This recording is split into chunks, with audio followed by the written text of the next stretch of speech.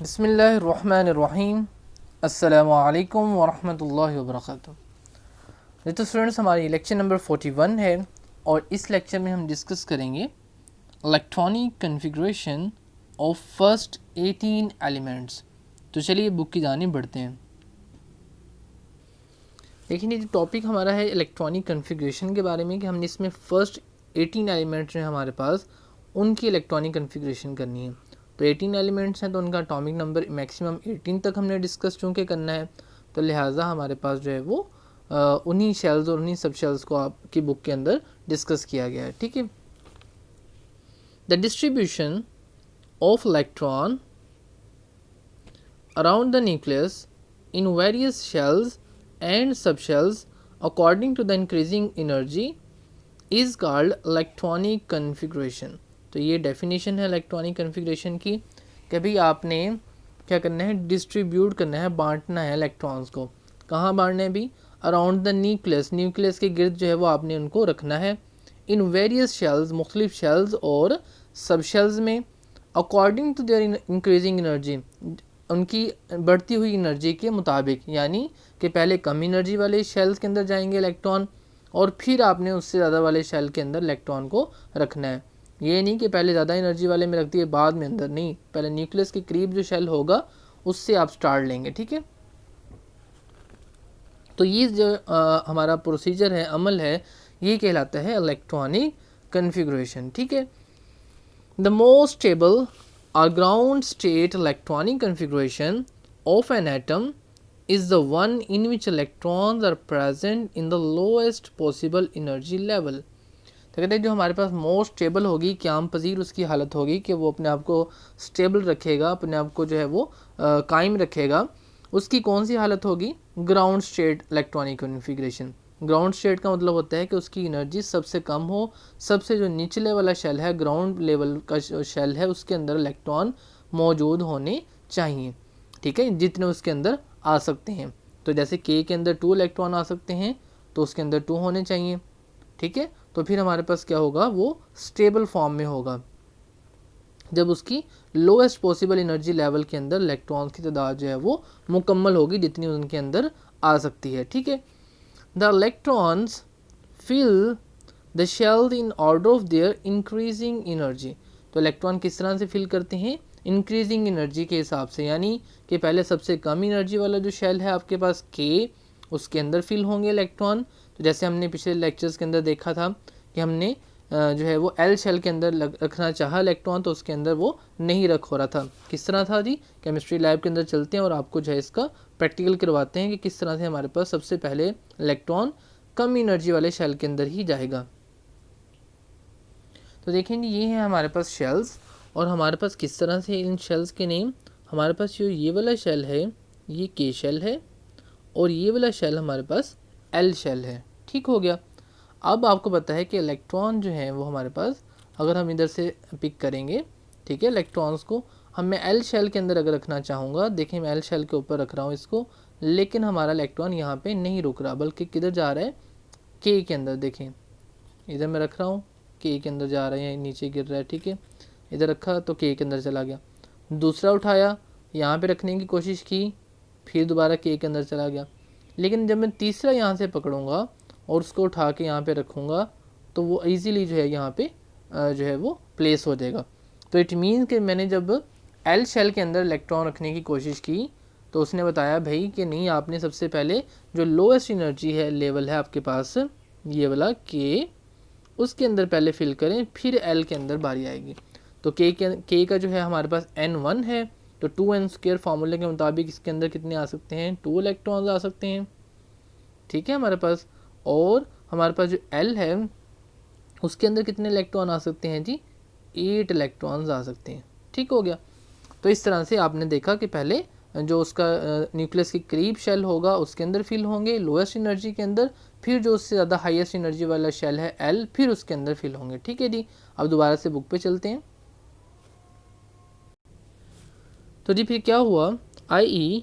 Lower energy level is occupied first, सबसे पहले lowest में ऑक्यूपाई करेगा, then the higher energy level and so on, और फिर इसी तरह से जब वो वाला फिल हो जाएगा एल वाला, फिर एम के अंदर जाएंगे। The maximum capacity of shell to accommodate the electrons is as following. तो जैसा कि हम पहले पढ़ चुके हैं 2n² फार्मूले से आपको समझा भी चुका हूँ पिछले लेक्चर के अंदर। तो k के अंदर 2 इलेक्ट्रॉन, l के अंदर 8 इलेक्ट्रॉन, m के अंदर 18 इलेक्ट्रॉन, और उसके बाद जो हमारे पास होता है n, और n के अंदर कितने होंगे हमारे पास जी 32 इलेक्ट्रॉन आ सकते हैं। ठीक हो गया। अब देखें कि यहाँ पे हमारे पास पिक्चर बनी हुई है, ये पिक्चर हमारे पास है सब शेल्स की। लिखा हुआ है जी filling sequence of electrons in sub shells according to energy levels. तो आपने पढ़ा था कि भी के शेल जो है उसके अंदर एक ही होता है कमरा, वो होता है एस, और एस के अंदर कितने आ सकते हैं 2। अब एस क्या चीज़ है भाई, हमारे पास सब शेल है, यानी छोटा कमरा है। एक जो आपके पास के जो है एक बड़ा जगह है थी आपके पास, उसके अंदर आपने एक कमरा बना लिया, बस एक ही कमरा बना। जबकि एल जो जगह थी आपके पास, एल शेल, वो थोड़ा बड़ा था, उसके अंदर आपने 2 रूम जो है वो बना लिए। एक का नाम रखा एस, उसके अंदर जो है वो 2 लोग सो सकते हैं, और एक आपने बड़ा हाल कमरा बनाया, उसका नाम रखा पी, उसके अंदर 6 पर्सन जो है वो इजीली सो सकते हैं। तो इट मीन्स ये किसके हैं, एल के, और ये किसका था, के का, हम पिछले लेक्चर में डिस्कस कर चुके हैं। और इस तरह एस पी, और यहाँ पे डी भी था, लेकिन चूंकि हमने 18 एलिमेंट्स की कर रहे हैं और 18 एलिमेंट्स इन्हीं में पूरे हो जाते हैं, इसलिए उन्होंने डी आपको नहीं लिख के बताया और ना ही इस क्लास के अंदर आपको समझाया है। ठीक है, तो इस तरह से हमारे पास पिक्चर आप देख लें कि हमारे पास जो है 1s 2s, इस तरह 2p 3s। तो हम इस तरह से एरोज लगाते हैं 1s 2s, फिर बाद में 2p, फिर 3s और फिर 3p। तो s के अंदर भी कितने आ सकते हैं 2, और p के अंदर कितने इलेक्ट्रॉन आ सकते हैं 6। तो भाई टोटल हमारे पास ये l था, l के अंदर टोटल 8 आ सकते थे। 8 में से 2 जो है वो s के अंदर सो सकते हैं, और जो 6 हैं वो p के अंदर रह सकते हैं इलेक्ट्रॉन्स। तो इस तरह 8 जो है वो पूरे हो जाते हैं। और भाई यहाँ पे एस पी और डी क्यों नहीं लिखा, मैं बता चुका हूँ कि आपके अभी 18 एलिमेंट्स के अंदर डी की ज़रूरत नहीं पड़ रही थी, इसलिए उन्होंने नहीं लिखा। तो इसकी असल जो कॉन्फ़िगरेशन होते हैं, जो बड़ी क्लासेस में आप देखेंगे, वो आपको पिक्चर दिखा देते हैं कि किस तरह से इसकी जो है वो मज़ीद आपको जो है वो समझाई जा सकती है। ठीक है, ये देखेंगे हमारे पास कुछ इस तरह से है। ठीक है, हमारे पास देखें 1s आपको ये नज़र आ रहा है, तो ये के का है। उसके बाद ये देखें एरो आता आता फिर दोबारा से इधर से आ रहा है। ठीक है, यानी आपने 1s के बाद क्या लिखना है 2s, फिर 2s के बाद 2p लिखना है, 2p के बाद क्या लिखना है 3s, 3s के बाद 3p, और 3p के बाद आपने देखें 4s लिखना है, 4s की तरफ आ रहा है। 4s से फिर दोबारा कहाँ जा रहा है 3d पे। तो ये वाले जो है आपका 3p से अगला काम जो है वो हायर क्लासेस का है, तो इसलिए हम मज़ीद आगे डिस्कस नहीं कर रहे। तो आपने यहाँ तक देखना है कि आपने क्या लिखा 1s, फिर 2s, फिर 2s के बाद 2p। ठीक है, क्योंकि 2p के अंदर है। ठीक है, फिर 2p के बाद 3s, फिर 3p, बस यहीं तक अभी आपने देखना है। ठीक हो गया, इसके अंदर ही आपके जो 18 एलिमेंट्स हैं वो कवर हो रहे हैं। तो हम दोबारा से बुक की जानिब बढ़ते हैं। इसके अलावा एक और भी है, ये भी एक तरीका है, देखें दिखाया गया। दूसरा ये तरीका है जो आपको ये भी जो है वो यूज़ होता है कि अकेले सिंगल एरोज। उससे क्या करना होता है, उससे पहले यानी 1s को आपने देख लिया, यानी इधर से पढ़ना है 1s, फिर 2s, फिर 2p से 3s तक जाना है। ठीक है, और फिर जनाब 3p से 4s तक। तो ये भी एक तरीकाकार है समझाने का। ठीक है, अब दोबारा से बुक की जानिब बढ़ रहे हैं और देखते हैं कि इलेक्ट्रॉनिक कन्फिग्रेशन हम किस तरह करते हैं। तो जी ये है हमारा, कहते हैं कि एन शेल के अंदर 32 जो इलेक्ट्रॉन हैं वो आ सकते थे। ठीक है, अब भाई as we know that there is a slight difference between the energies of subshells. तो हमारे पास हमें पता है कि सब शेल्स की एनर्जी के अंदर भी थोड़ा सा जो है वो डिफरेंस होता है।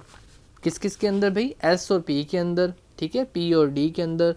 With in a shell, shell के अंदर जो सब शेल होते हैं उनकी एनर्जीज के अंदर भी फ़र्क होता है।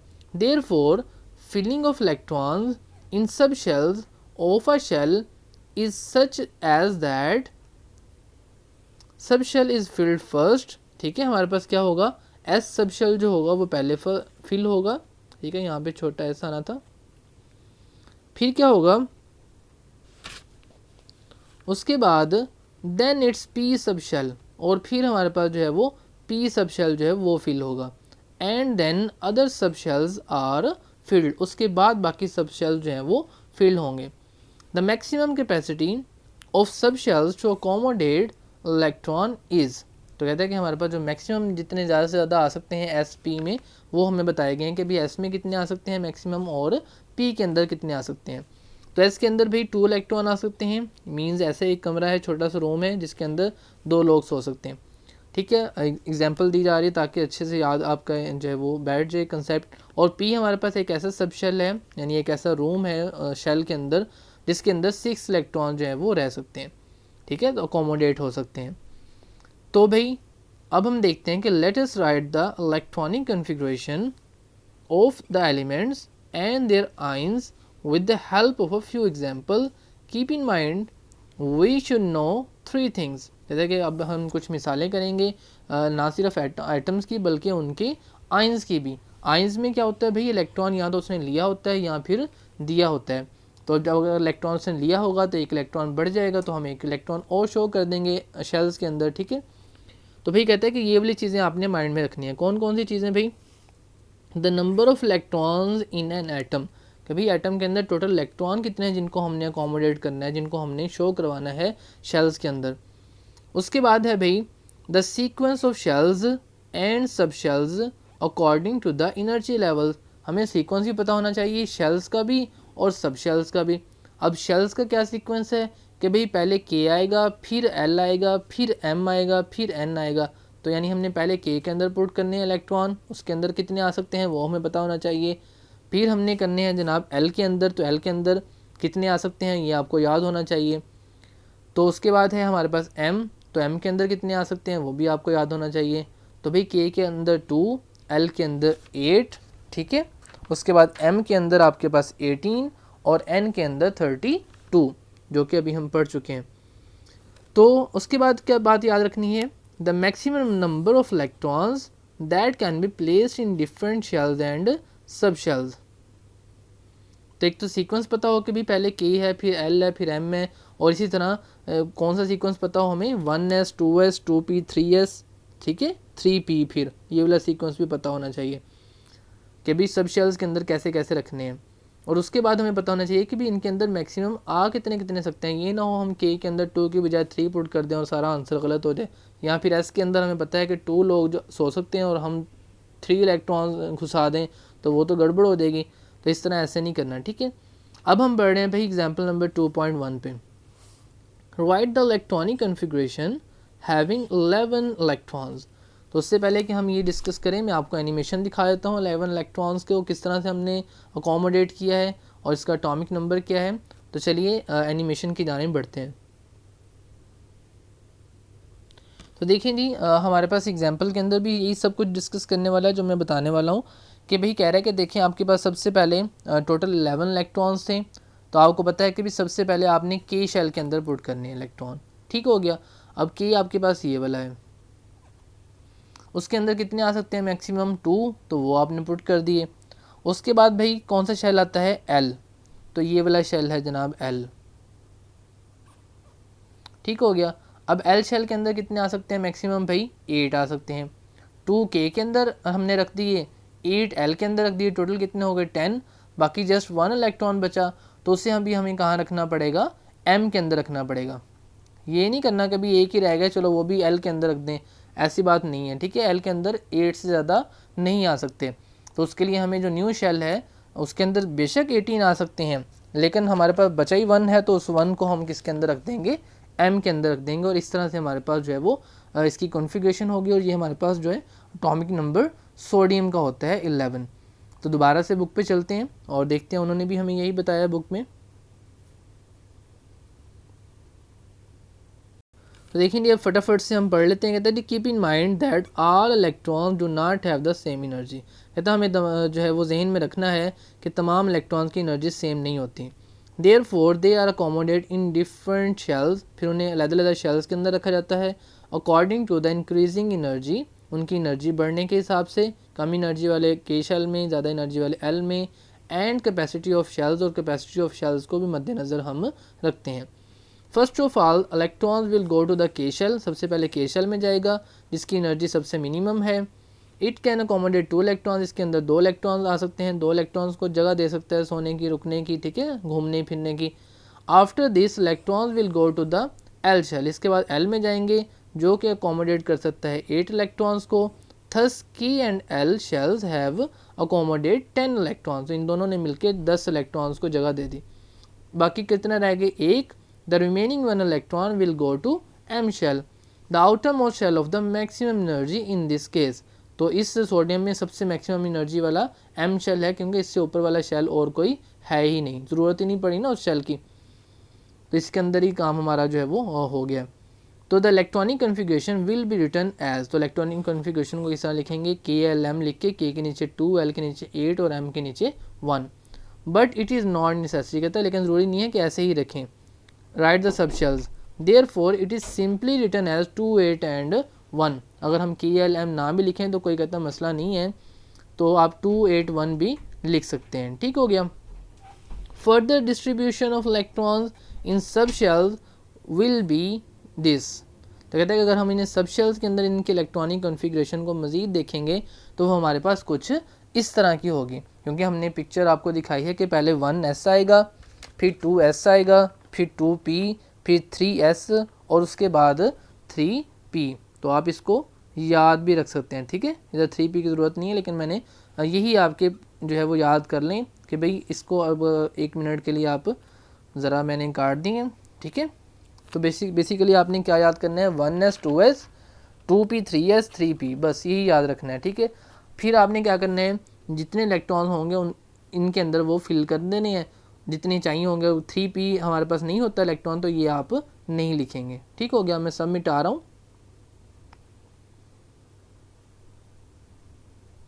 तो ये है जी, हमें सिर्फ चूँकि हमारे पास 11 थे तो 11 के लिए हमें इतने ही चाहिए थे। 1s लिखा, s के अंदर 2 आ सकते हैं, वो देखें हमने राइट किए। 2s लिखा, 2s ये वाला 2 जो है ये कहाँ से आया भाई, ये हमारे पास आया 2 से मुराद है कि हमारे पास ये एल शेल के अंदर है। इससे इस 2 से मुराद है कि ये वाला जो s वाला कमरा है ये के शेल के अंदर वाला रूम नहीं है, बल्कि जो हमारे पास एल शेल है उसके अंदर वाला रूम है। और ये 2 भी हमें बता रहा है कि भाई ये जो हाल कमरा है जिसके अंदर 6 इलेक्ट्रॉन्स रह सकते हैं, ये भी हमारे पास के की मलकियत नहीं है बल्कि एल का है। और एल का कौन सा नंबर होता है, N2 होता है। और ये 3 हमें बता रहा है कि भाई ये जो है वो के अंदर भी नहीं है, एल के अंदर भी नहीं है, बल्कि एम वाला कमरा है, छोटा s, ठीक है।